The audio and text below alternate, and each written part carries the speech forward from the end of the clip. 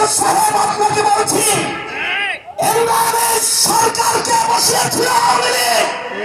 আপনি কি পাওয়াল সরকারকে বসাতে চান নাকি?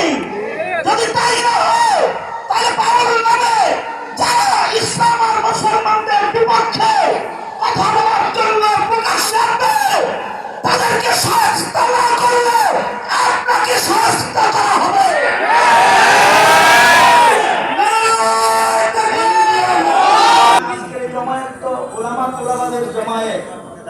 আমি বলবো, যদি প্রশাসন সরকার তারা যদি হুঁশিয়ার না হয় এবং ওলামায়ে কেরাম তথা হেফাজত ইসলামের দাবিকে যদি না মানে, তাহলে বাংলাদেশে আবার শাপলা চত্বর কায়েম হবে।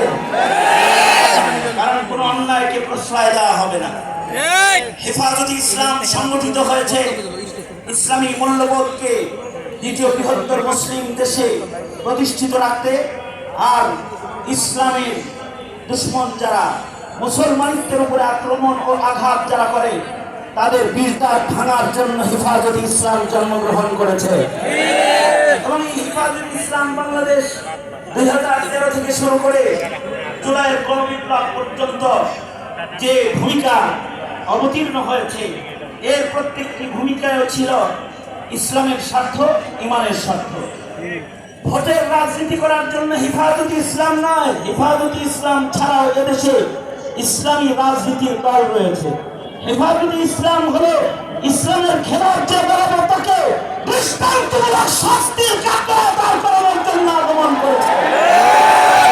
আমি গতকালকেও আমির হেফাজতের সাথে লম্বা বৈঠকে মত বিনিময় করেছি।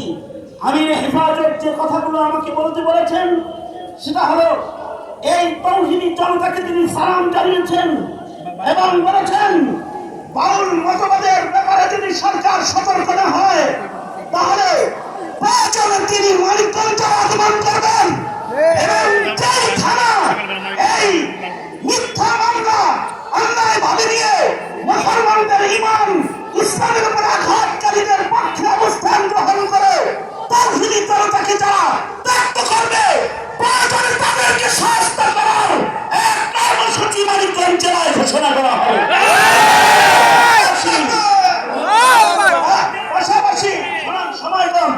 পাশাপাশি ডাক্তার ইউনূস সাহেব আপনাকে বলছি, এই বাংলাদেশ সরকারকে বসিয়েছিল আওয়ামী লীগ।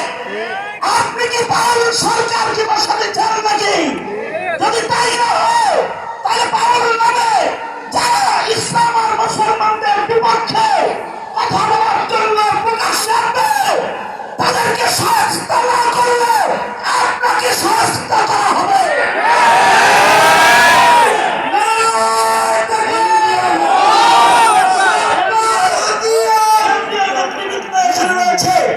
আজকের মহাসমাবেশ একটি জানান দেওয়া মাত্র, আমরা জানান দেওয়া মাত্র মানিকগঞ্জের পক্ষ থেকে মুফতি সাঈদ নূর সাহেবের নেতৃত্বে মানিকগঞ্জের কোরাইবন্দর কোরআনের কোরআনের বিরোধী কেউ হয়রানি করার চেষ্টা করো, শেখ হাসিনার মতো দেশ থেকে তাড়িয়ে দেওয়া হবে।